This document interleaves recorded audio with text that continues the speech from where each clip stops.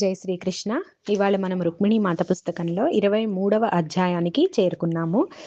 దీని పేరు ఈశాన్స్ విజిట్, అంటే ఈశాన్ యొక్క రాక అని చెప్పి మనం చెప్పుకోవచ్చు.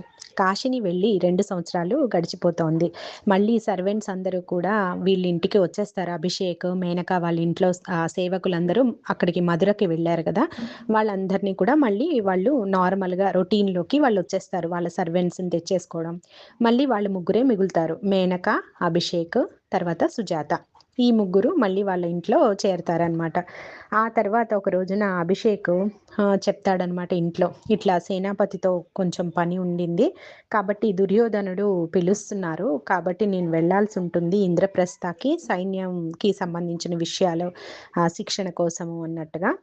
ఒక 10 రోజుల పాటు నేను వెళ్ళాల్సి ఉంటుంది, ఈసారి వీలైతే నేను ఈశాన్ని ఇక్కడికి తీసుకొస్తాను అని చెప్పి అభిషేక్ అంటాడు. అంతకు ముందు కూడా అభిషేక్ 2 సార్లు ఈశాన్ని కలవడం జరిగింది, కానీ తనకి సమయం సరిపోకపోవడం వల్ల ఈశాన్ని చూసుకునేటటువంటి ఆ దాదా దాది ఎవరైతే ఉన్నారో వాళ్ళని కలవడం మాత్రం జరగలేదన్నమాట. అయితే ఈసారి వాళ్ళని వీలైతే వాళ్ళని కూడా కలుస్తానని చెప్పి అంటాడనమాట. అయితే ఒకటి మాత్రం చెప్తాడు, ఆ దంపతులు చాలా నైపుణ్యం కలవారు, వాళ్ళకి ఎన్నో రకాల నృత్య రీతులు తెలుసు. ఈశాన్ అక్కడ ఉండడం వలన చాలా చక్కటి గుర్తింపు వాడికి వచ్చింది, తర్వాత నైపుణ్యం కూడా వాడిలో పెరిగింది అని చెప్పి అభిషేక్ చెప్తాడనమాట. అంటే తను ఇంకా ఆలోచిస్తూ ఉంటుంది. సుజాత ఈ మాటలు వింటూ తన లోపల తాను ఆలోచిస్తుంది, 10 సంవత్సరాలు అయిపోయింది తన కొడుకుని పంపించి, ఇప్పుడు వాడిని ఎలా చూడాలి నేను, వాడు నన్ను ఎలా చూస్తాడు, వాడు ఎంతెత్తు ఎదిగి ఉంటాడు, ఇలా చాలా ఆలోచిస్తూ ఉంటుందన్నమాట. అప్పుడు అభిషేక్ అంటాడు, నువ్వు ఎక్కువ ఆశలు పెట్టుకోకు, నాకు టైం ఉండాలి, వాళ్ళేమో ఒక్కొక్క ఊరు నుంచి ఒక్కొక్క ఊరికి క్షత్రియ కుటుంబాల దగ్గర కచేరీల కోసం వెళ్తూ ఉంటారు, నృత్య ప్రదర్శనల కోసం, కాబట్టి నాకు వీలైతే నేను తీసుకొస్తాను, నువ్వు ఎక్కువ ఆశలు పెట్టుకోవద్దు అని చెప్పి తను వాళ్ళ అక్కకి చెప్తాడనమాట. అలా 10 రోజుల టూర్ కోసం, 10 రోజుల దానికోసం వెళ్తాడు, ఇంద్రప్రస్థ వెళ్తుంటాడు. ఇంకా వెళ్ళిన తర్వాత నుంచి తిను ఒక వారం తర్వాత నుంచి చూస్తూ ఉంటుంది గేట్ వైపు, ఆ ద్వారం వైపు చూస్తూ తన కొడుకు వస్తాడేమో అని ఆశలు పెట్టుకొని చూస్తూ ఉంటుందన్నమాట. 8 రోజులు 9 రోజులు గడిచిన తర్వాత డోర్ దగ్గర ఒక రోజున తన కొడుకుని వాళ్ళ అన్నయ్యని చూస్తుంది. అభిషేక్, ఈశాను వస్తారనమాట. పొడవుగా, అందంగా, చక్కగా వాళ్ళ నాన్నలాగే ఉంటాడనమాట. వచ్చి ఇలా చూస్తూ ఉంటుంది, వాడిని అలా కళ్ళు రెప్పేయకుండా చూస్తూ ఉంటుంది తన కొడుకుని. వాడు వచ్చి వాళ్ళ అమ్మని హక్ చేసుకుంటాడు. చేసుకోగానే ఉండు ఉండు నిన్ను కళ్ళారా పూర్తిగా చూడని, నన్ను అచ్చు ఉద్దవ్లాగే ఉన్నాడు, ఆ జుట్టు అలాగే ఉంది, ఆ సిల్కీ జుట్టు, చక్కగా అదే ఛాయ, దృఢమైన దేహమే, కానీ క్షత్రియులకు ఉండాల్సినటువంటి దేహం కాదంట అది, ఒక డాన్సర్కి ఉండవలసినటువంటి చక్కని రూపంతో ఉన్నాడనమాట అతను. ద్వారక వదిలిన పిల్లాడేనా, యువకుడిగా వచ్చాడు అనుకుంటుంది మనసులో తన కొడుకుని చూసి. రూపం మారింది అమ్మ, నువ్వైతే మాత్రం అలాగే ఉన్నావు అంటూ వాళ్ళ అమ్మని అతను ముద్దు పెట్టుకుంటాడనమాట. అదే ప్రేమ, రూపమే మారింది అనుకుంటుంది తనలో. మళ్ళీ మేనకని పరిచయం చేయడం కోసం ఈశాన్ని తీసుకొని లోపలికి వెళ్తుంది. ఆ మేనకేమో ఆ సాయంత్రం డిన్నర్ కోసం అన్ని ప్రిపేర్ చేస్తూ ఉంటుందన్నమాట, ఆ ఫుడ్ అదంతా కూడా. అప్పుడు భోజనాల దగ్గర వాళ్ళు మళ్ళీ అందరూ కుటుంబం అంతా కలిసి చక్కగా భోజనం చేస్తూ ఉంటారు. అప్పుడు ఈశాన్ చెప్తాడు, వాళ్ళ దాదా దాది ఎంత బాగా చూసుకున్నారు, ఎంత ప్రేమగా ఉన్నారు అంటూ వాళ్ళ గురించిన విషయాలన్నీ కూడా చాలా ఇష్టంగా, చాలా ప్రేమగా చెప్తూ ఉంటాడు అక్కడ ఉన్న వాళ్ళకి. అప్పుడు సుజాతకు అది ఎందుకో నచ్చదు, అంత ఇంపార్టెన్స్ వాళ్ళకి ఇవ్వడము సుజాతకి ఎక్కడో కొంచెం జెలసీగానో, ఏదో కొంచెం బెంగగానో మరి తనకు అలా అనిపించి వెంటనే, వాళ్ళేమి నీ గ్రాండ్ పేరెంట్స్ ఏం కాదు, వాళ్ళేమి నీ నాయనమ్మ తాత కానీ అమ్మమ్మ తాత కానీ కాదు, మన బంధువులు కాదు అంటూ ఆ టాపిక్ని కట్ చేయాలని చూస్తుందన్నమాట.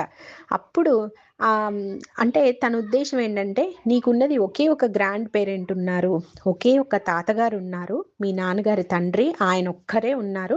ఈసారి నువ్వు వచ్చావు కదా ద్వారకకి, ఇప్పుడు వచ్చావు కదా, ఈసారి విజిట్లో నువ్వు మీ తాతగారిని కలిసి వెళ్ళు, ఆయన ఒక్కరే ఉన్నారు, ఆయన తప్ప నీకు ఇంకెవరు బంధువులు లేరు అని చెప్తుందనమాట. అలా చెప్పినప్పుడు పాపం ఆ అబ్బాయి చిన్నబుచ్చుకుంటాడు, అమ్మకి ఇష్టం లేదు ఇలా మాట్లాడటం అనుకొని, ఇంకా మరి ఆ టాపిక్ని ఆయన డైవర్ట్ చేసేసుకుంటాడు. కానీ అభిషేక్ మాత్రం అంటాడు, ఎందుకు నువ్వు అట్లా అంటున్నావు? వాళ్ళు ఆ అబ్బాయి గౌరవంగా చెప్తున్నాడు. అంత ప్రేమగా ఆ అబ్బాయిని సాకినందుకు అతను గౌరవిస్తున్నాడు. నువ్వు దాన్నెందుకు అంగీకరించడం లేదు అని చెప్పి వాళ్ళ చెల్లిని అంటాడనమాట. అప్పుడు తను అంటుంది, "ఈసారి వాడికి ఉద్దవి యొక్క వాళ్ళ నాన్నగారిని నువ్వు పరిచయం చెయ్యి. నువ్వు కూడా వెళ్ళు. మళ్ళీ ఎవరైనా అచ్చు ఉద్దవులాగే ఉన్నాడు గదా! ఎవరైనా గుర్తుపడతారేమో. అందుకని నువ్వు కూడా వెళ్ళు వాడితో పాటు" అని చెప్పి వాళ్ళ అన్నయ్యకి చెప్తుందనమాట. అప్పుడు ఈశాన్ అంటాడు, "ఇంకా మనం దాక్కోవాలా? ఇన్ని రోజులయిపోయింది కదా జరిగి సంఘటన. ఇంకా మనం దాక్కొనే తిరగాలంటావా?" అని వాళ్ళ అబ్బాయి అంటాడు ఈశాను. అప్పుడు సుజాత అంటుంది, మన గురించి చెడు ఆలోచన ఉన్నవాళ్ళు మర్చిపోరు కదా! ఆ చెడు తలంపులు ఉన్నవాళ్ళు వాళ్ళు మర్చిపోరు గదా! అందుకని మన జాగ్రత్తలో మనం ఉండాలి అని చెప్పి తను అంటుంది. ఇక ఈశాను ఆ తర్వాత నుంచి ఆ దాదా, దాది గురించి మళ్ళా మాట్లాడడనమాట. వాడు అంటే ఆ అబ్బాయి తర్వాత వాళ్ళ బాబాయిని అంటే ఆ తాతగారిని చూసే ఆయన ఉన్నారు కదా! వాళ్ళ కొడుకు రెండో కొడుకు ఉన్నాడు ఉద్ధవ్‌కి. అతన్ని కలిసాడు. వాళ్ళ తాతగారిని కలిసాడు. వాళ్ళు ఎంతో సాదరంగా ఆ అబ్బాయిని ఆహ్వానిస్తారు వాళ్ళ కుటుంబంలోకి. చక్కగా గడుపుతాడనమాట.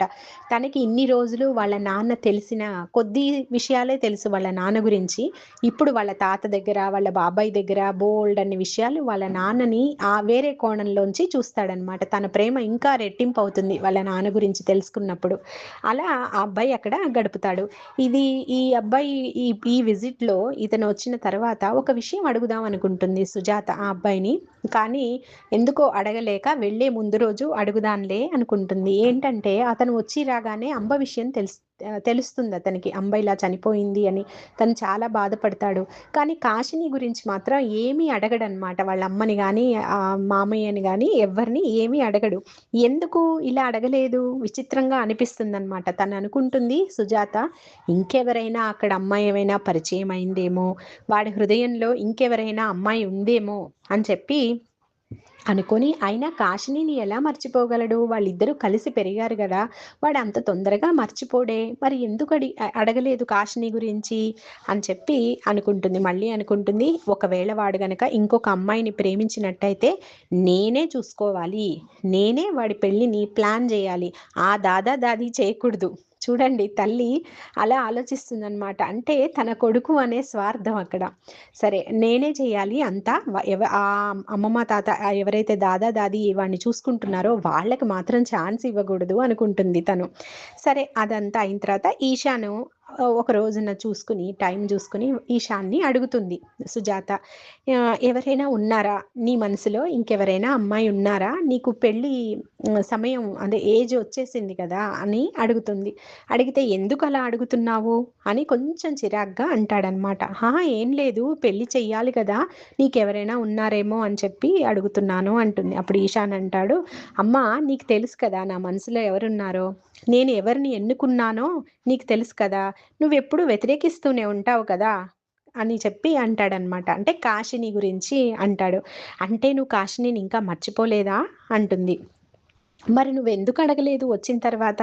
నువ్వు ఒక్కసారి గూడా ఆమె గురించి అడగలేదు కదా!" అని చెప్పి సుజాత అడుగుతుంది. అప్పుడు ఈశాన్ అంటాడు, "నేనామెని పక్కకు పెట్టాను అనుకున్నావు కదా! నీ ఆశ అదే కదా! ఆమె ఎక్కడ ఉందో, ఎలా ఉందో, ఎందుకుందో నేనింకొకళ్ళని అడిగి తెలుసుకోవాల్సిన అవసరం లేదమ్మా. నాకు తెలుస్తుంది" అని చెప్పి ఆ అబ్బాయి అంటాడు. మళ్ళీ తనని ఎప్పుడు తీసుకురావాలో కూడా నాకు తెలుసు అంటూ దృఢ నిశ్చయంగా చెప్తాడనమాట. అప్పుడు సుజాత అంటుంది, "మాత కాశినీని దూరం చేశారు. నీకు దూరం చేయడానికే అలా పంపారేమో" అని చెప్పి సుజాత అంటుంది. అంటే ఈశాన్ అంటాడు, "అది కాదు మాత ఉద్దేశ్యం. నాకు బాగా తెలుసు" అంటాడు. సుజాత, నిన్ను ఆమెని చంపేస్తారు. మీరు మళ్ళీ వివాహం చేయాలని అనుకుంటే నేనది భరించగలనా? నేను భరించలేను కదా!" అని చెప్పి తనంటాడు. అప్పుడు కాశిని అంటే నాకిష్టమే. నా బిడ్డ లాంటిదే. కానీ ఇదొక్కటే నా భయం అని తన కొడుక్కి చెప్తుంది. అప్పుడు ఈశాన్ అంటాడు, చంపితే ఏంటి? చంపనీయమ్మా" అంటాడనమాట. అప్పుడు సుజాత అంటుంది, నాకేం జరిగిందో నీకది జరగకూడదనే కదా నా తాపత్రయం. రహస్యంగా మంత్రోచ్చారణ లేకుండా, పెద్దవాళ్ళు, సాధువులు అట్లాంటి వాళ్ళ ఆశీర్వాదాలు లేకుండా, అగ్ని సాక్షిగా ఎవ్వరూ లేకుండా నేను పెళ్లి చేసుకున్నాను. రహస్యంగా జీవించాల్సి వచ్చింది. మీ నాన్నని పోగొట్టుకున్నాను. అందుకు నిన్ను కూడా దూరంగా ఎక్కడికో పంపించాను. కానీ నీకు అందమైన పెళ్లి చేయాలనుకుంటున్నాను. చక్కగా అందరి మధ్యలో చేయాలనుకుంటున్నాను. నాలాంటి తలరాత మళ్ళీ నీకు రాకూడదు కదా అని చెప్పి బాధతో ఏడుస్తుంది. అప్పుడు ఈశాన్ అంటాడు, అమ్మ అలా ఎందుకు అనుకుంటున్నావు? నువ్వు ఎన్నిసార్లు చెప్పలేదు ఆ అందమైన రాత్రి నాన్న నువ్వు కలిసిన రోజున ఆ పెళ్లి చేసుకున్న రోజు ఎంత చక్కగా ఉంది. చక్కగా నక్షత్రాలతోటి కృష్ణుడు రుక్మిణి మాత సాక్షిగా కదమ్మా మీరు పెళ్లి చేసుకున్నారు. ఇంకా అంతకన్నా ఏం కావాలి అని చెప్పి ఈశాన్ అంటాడనమాట. నీకు మాత మీద నమ్మకం లేదా అమ్మా అంటాడు. అప్పుడు సుజాత అంటుంది, విశ్వాసంతో పని ఇక్కడ కాదు ఈశాన్, నా భయం అంతా అంటూ చెప్పబోతుంది. అప్పుడు ఈశాన్ అంటాడు, నీకు కాశినికి కాశిని మా లైఫ్స్ అంటే మా జీవితాలన్నీ మాత చేతిలో పెట్టేశామమ్మా. నా జీవితాన్ని ఆమె ఇచ్చిన జీవితం అంతే కదా. వాళ్ళమ్మ కడుపులో ఉన్నప్పుడు ఎంత కష్టపడింది వాళ్ళమ్మ. మరి వాడిని భూమి మీదికి తీసుకురావడానికి మాత సహాయమే కదా అందింది. కాబట్టి ఈ జీవితాన్ని ఇచ్చిందే మాత, కాశిని జీవితాన్ని నిలబెట్టిందే మాత. ఇంకా ఆమె ఏమి నిర్ణయం చేసినా మేము తూచా తప్పకుండా మేమిద్దరము అంగీకరిస్తాము అని చెప్పి చాలా దృఢంగా మాత మీద విశ్వాసంతో ఆ అబ్బాయి చెప్తాడు. అప్పుడు సుజాత తన మాటలు, భయము, కోరికల ప్రభావం ఇంకా అతని మీద లేదు. అతను ఎదిగిపోయాడు. అతను స్వంత నిర్ణయాలు తీసుకోగలడు, సొంతంగా ఆలోచించగలడు కదా, పెద్దవాడైపోయాడు అని అనుకుంటుంది. అప్పుడు ఈశాన్ అంటాడు, సరే అమ్మ ఈ టాపిక్ ఇంకా మాట్లాడొద్దు. కొద్ది రోజులే నేను ఉంటాను కదా, మన ఇద్దరి మధ్య ఈ ఘర్షణ వద్దు. మనం సంతోషంగా గడుపుతాము. మిగతా విషయాలన్నీ మనం భవిష్యత్తుకే వదిలేద్దాము. ఈ ఘర్షణ వద్దు అంటాడు. ఆ రోజు సాయంత్రం ఆ అబ్బాయి వెళ్ళిపోతాడు. ఆ సాయంత్రం మేనక దగ్గరికి వెళ్తుందనమాట సుజాత. మేనక ఇద్దరు కలుస్తారు. అప్పుడు మేనక అంటుంది, నీ భయాలు నీ పిల్లవాడి మీద రుద్దొద్దు. అతను ఉద్ధవ్ చనిపోయినంత మాత్రాన మళ్ళీ అదే తలరాత ఈశానికి వస్తుందని ఎందుకు అనుకుంటున్నావు? ఈశానికంటూ ఒక గతం ఉంటుంది. ఉద్ధవ్కున్న గతం వేరు. తన గత జన్మ ఆధారంగా, తన కర్మ ఆధారంగా తను చనిపోయాడు. అదే మళ్ళీ పిల్లవాడికి వస్తుందని లేదు కదా. అందులోనూ మాత యొక్క అండ ఈశానికి కాశినికి ఉంది. వాళ్ళకి చాలా అచంచలమైనటువంటి విశ్వాసం ఉంది మాత మీద.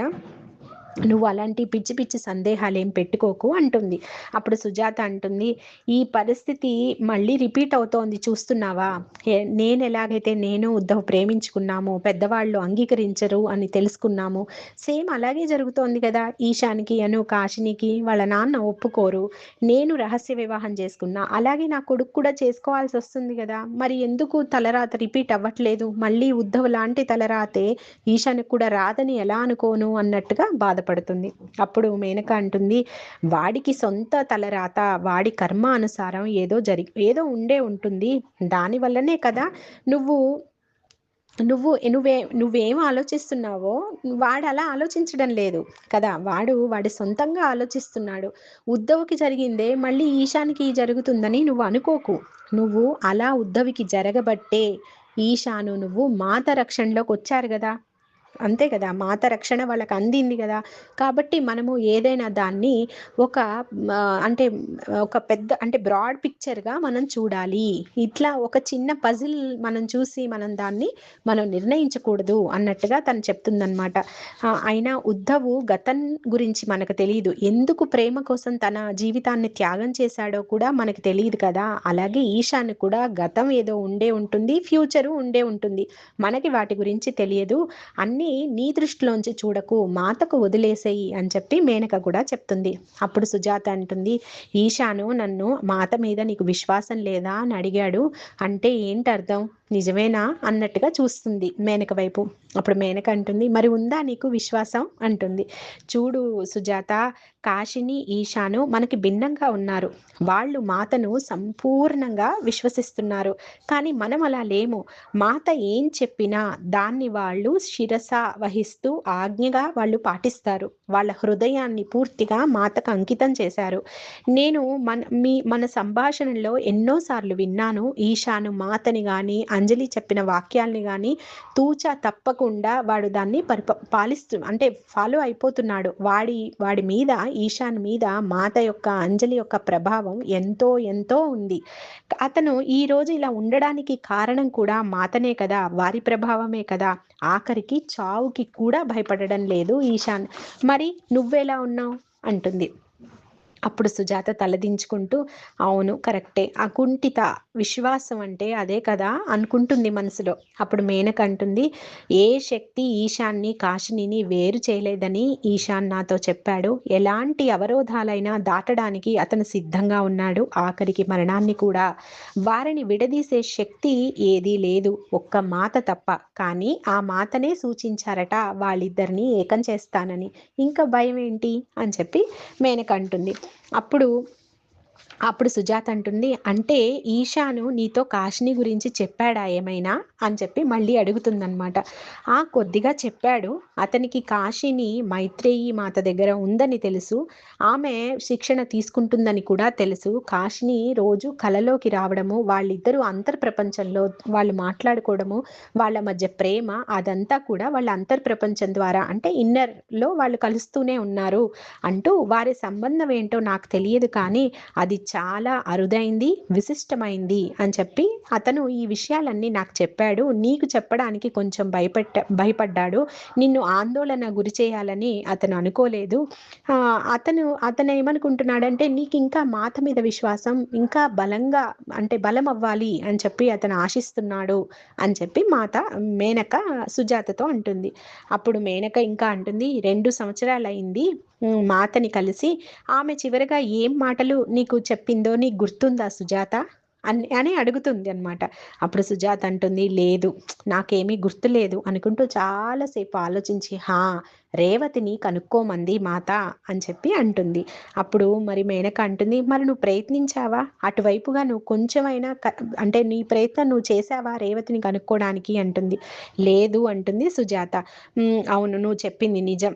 నేను అంటే మాత చెప్పిన దాన్ని నేను పెడచెవిన పెట్టాను. అదే ఈశాను కాశిని అయితే మాత చెప్పిన వెంటనే ఆ పని చేయడానికి, అమ్మను వదిలిపెట్టి వెళ్ళిపోవడానికి ఈశాన్ సిద్ధమయ్యాడు.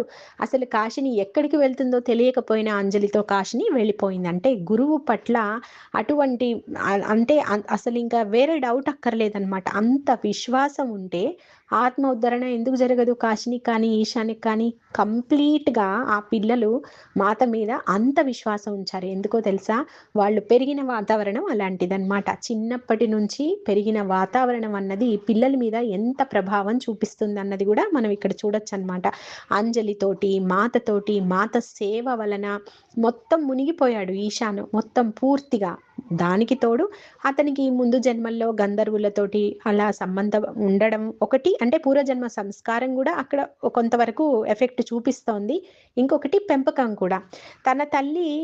చూడండి, ఒకే దగ్గర ఉన్నారు తల్లి బిడ్డ, కానీ తల్లి కన్నా కూడా పిల్లవాడికి ఎంత అంటే అంత రకమైనటువంటి ఆత్మవిశ్వాసము పెంపొందించుకునేటువంటి వాతావరణము, అమ్మ మీద అంటే మాత మీద ఉన్నటువంటి విశ్వాసం కూడా ఎంతో గాఢమైనదన్నమాట. ఇంకెవ్వరూ దాన్ని చెరపలేరు. అంత విశ్వాసం ఎందుకు వచ్చిందంటే, చిన్నతనం నుంచి కడుపులో ఉన్నప్పటి నుంచి మాత స్పర్శ తనకి తెలుసు, మాత ఉనికి తనకి తెలుసు అనమాట. అందుకని అంత నమ్మకం ఉంది. మరణాన్ని సైతం మాత కోసం లెక్క చేయడనమాట. మరణాన్ని దాటాల్సి వచ్చినా నేను దాటుతాను, ఏం పర్వాలేదు, మరణాన్నైనా నేను ఎదుర్కొంటాను. అంత అంత అచంచలమైనటువంటి విశ్వాసం ఆ పిల్లల్లో ఉంది, ఈశాన్లోను కాశినిలోను. అప్పుడు సుజాత అనుకుంటుంది, అవునవును, అంత విశ్వాసం నాకు లేదు కాబట్టి మాత చెప్పిన మాటని నేను పెడచెవిన పెట్టాను. నేను ఆ రోజే మాత వెతకమన్నారు రేవతి గురించి, కానీ నేను ఏ ప్రయత్నం చేయలేదు అనుకొని, మేనక నువ్వు నాకు సహాయం చేయగలవా, రేవతిని ఎతుకుదాము మన ఇద్దరం కలిసి, నువ్వు సహాయం చేస్తావా అని అడుగుతుంది. అప్పుడు మేనక అంటుంది, నువ్వు అడగవలసింది నన్ను కాదు సహాయం, మాతని అడుగు అంటుంది నవ్వుతూ. ఇలా ఈ విధంగా ఈ అధ్యాయం ముగిసింది. జై శ్రీకృష్ణ.